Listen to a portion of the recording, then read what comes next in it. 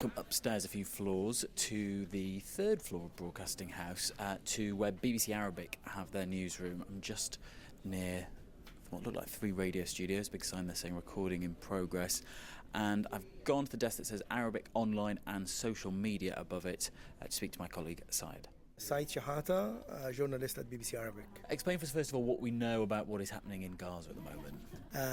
What happened is the Israeli army or IDF struck or targeted several places in Jabalia, Gaza City, in Shujaiya, in the east of Gaza City, Khan Yunis in the south, and some people were killed. The number now increased to more than 56,000 people and more than 100,000 injured. In addition to that, some people were killed also while they seeking to get aid. Is again repeating what the UNRWA said, that it's a killing field where people went to get aid, but they ended up losing their lives.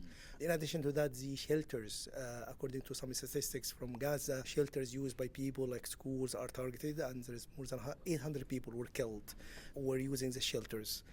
So it looks like no safe place in Gaza, and even they were asked to evacuate from north of Gaza to go to Al-Mawasi. Even Al-Mawasi itself, it is not safe.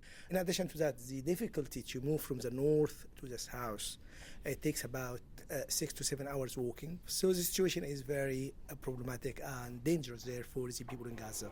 I remember last week, I think it was, the US President Donald Trump saying that he was quite confident that there might be a deal done. Negotiations were ongoing. He seemed very optimistic. Should we be?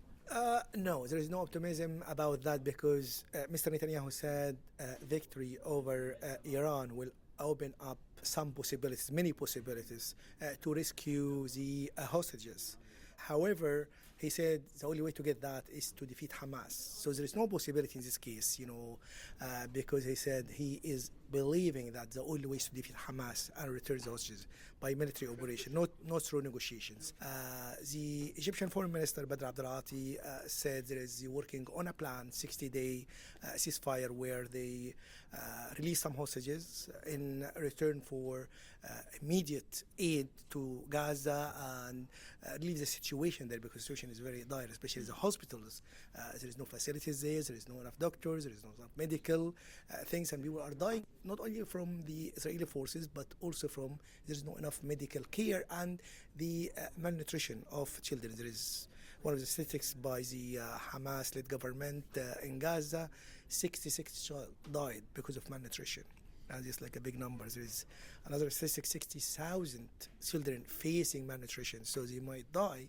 So not only the weapon kill people, but from the lack of medical care of them.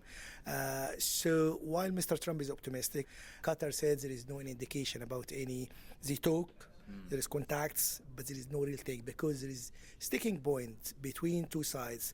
Hamas want the full withdrawal of the Israeli forces from Gaza. They want end of war in return for returning all the hostages. But Israeli Prime Minister and some of his right wing, especially Mr. Smotrich and Ben Gvir, insisting that Hamas should be defeated and there is no full withdrawal from the Gaza. Especially if you remember the January deal, the second stage of it didn't work out, was not implemented, because the second stage, full withdrawal of the Israeli forces and end of the war.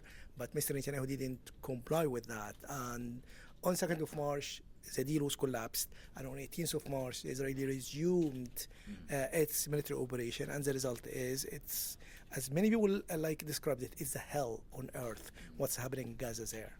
On the Israeli government side of things, what are some of the pressures on Netanyahu? There is many pressure. There is some, like on the news, Mr. Gantz and Mr. Lieberman, there is two main politicians in Israel calling for returning all hostages, even at the expense of ending the war or a permanent or a long-term ceasefire. Mr. Netanyahu is against that. In addition to that, there is demonstration from the hostages' families. In addition, there's a corruption case on Mr. Netanyahu. But I think Mr. Netanyahu, as some people criticize him, he uses the war in Gaza in order to unify the critical voices inside Israel and to keep him survive this kind of upheaval. Mr. Trump supporting him and asking for the corruption court case against him to be dropped because he's a political hero in the eyes of Mr. Trump. So some people criticize Mr. Netanyahu of using Gaza to unify people and to avoid any charges by the court and drop the court case. So thanks very much. Thank you. Right, we've now